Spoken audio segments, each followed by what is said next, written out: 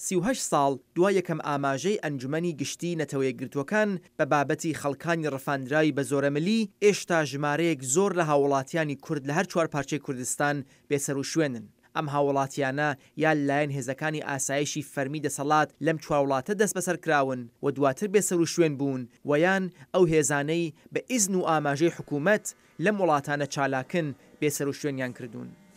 بەردەوامی کێشەی هاوڵاتیانی بێسەر و شوێن لە زۆربەی ئەو وڵاتانەی جیهان کە دەسەڵاتی سەرکوتکەر بەڕێوەیان دەبات یان لە مێژووی هاوچەرخدا دەسەڵاتێکی وایان تەجروبە کردووە بووە هۆی ئەوە لە ساڵی 2006 زاینیدا پەیماننامەی نێونەتەوەیی بۆ پاراستنی خەڵکان لە ڕەفاندنی زۆرەمەلی لە ئەنجومەنی گشتی نەتەوە یەکگرتووەکان پەسەند کرێت. ئەم پەیماننامە لە ساڵی 2010ەوە و دوای ئەوەی عێراق وەک 20مین وڵاتی جەهان ئەم پەیماننامەی وەک یاسا بۆ ناوخۆی وڵاتەکەی خۆی پەسەند کرد هاتە بواری جێبەجێکردنەوە.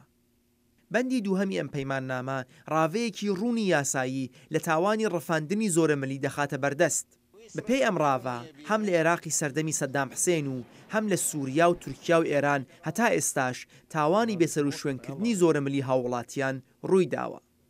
گروپی کاری بێسەر و شوێنکراوانی زۆرەمەلی نەتەوە یەکگرتووەکان کە بۆ بە دوواداچوونەوە و لێپرسینەوە لە چارەنووسی بێسەر و شوێنکراوان لە وڵاتانی جۆراوجۆری جیهان چالاکی دەکات دەڵێت ناوی هەندێک هاووڵاتی کوردی هەر سێ وڵاتی ئێران، تورکیا و سووریای لەلایە کە لە ساڵانی ڕابردوودا بێسەر و شوێن کراون و هەوڵدان بۆ دۆزینەوەی چارەنووسی ئەوان تا ئێستا دەستکەوتێکی نەبووە.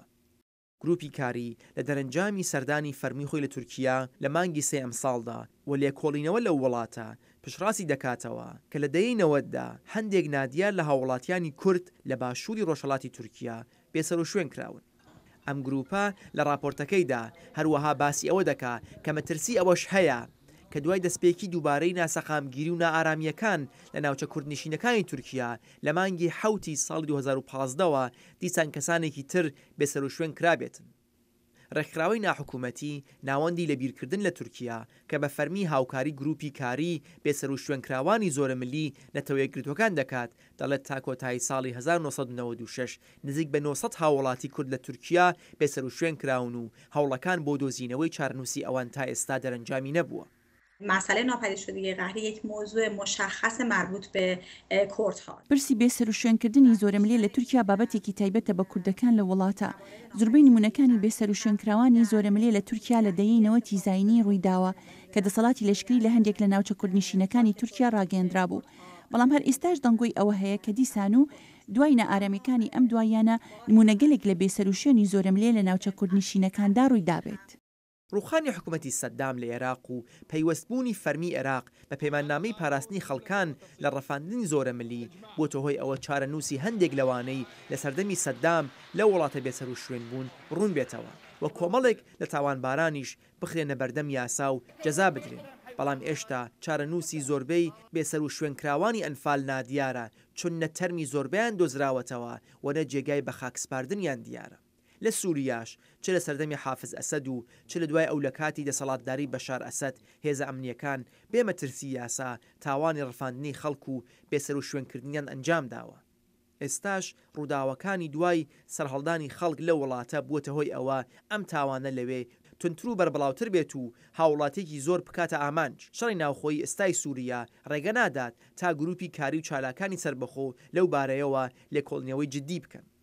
ئێران هەروەک تورکیا و سووریا پەیماننامەکەی واژۆ نەکردووە و ئەمەش بۆ نیگەرانیەکانی ئەم حکوومەتە بە نسبەتی دەرەنجامە یاساییەکانی پەسەندکردنی ئەم پەیماننامە دەگەڕێتەوە.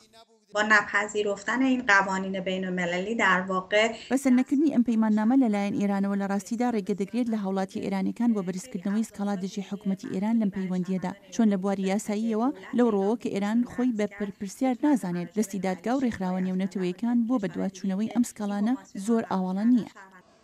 بەڵام سەرڕای واژۆنەکردنی پەیماننامەکە ئێشتا هاوڵاتیانی ئێرانی و لەوانە کوردەکانیش لەم وڵاتە دەتوانن سکاڵای خۆیان بدەنە گروپی کاری بێسەر و شوێنکراوانی زۆرەمەلی و ئەوان بە شوێن ئەم سکاڵادا دەچن و داوای وەڵام لە ئێران دەکەن. تا به حال جمهوری اسلامی اجازه بازدید گروه کاری رو تا ئێستا کۆماری ئیسلامی ئێران ڕێگەی بە گروپی کاری نەداوە سەردانی ئەو وڵاتە بکات هەرچەند دەبڵێنی داوا ڕێگەیان دەدات دواتر سەردانی ئێران بکەن بەڵام هەر ئەواش گروپی کاری لەلایەن بنەماڵەکانی بێسەر و شوێنکراوانی ئێرانی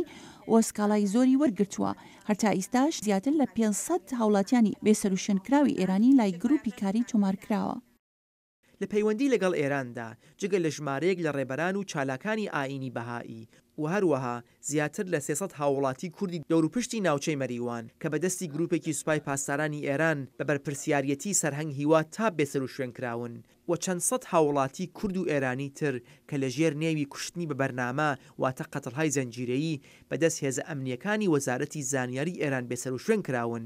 بە هەزاران هاوڵاتی تریش بە شێوەیەکی شاراوە لە سێدارە دراون و کۆماری ئیسلامی نەبەر پرسیارەتی لە سێدارەدانیان لە ئەستۆ دەگرێت و نە شوێنی بە خاکسپاردنیان بە بنەماڵەکانیان ڕادەگەیەنێت. تعریف حقوق بین‌الملل ناپەیدەشدگی قهری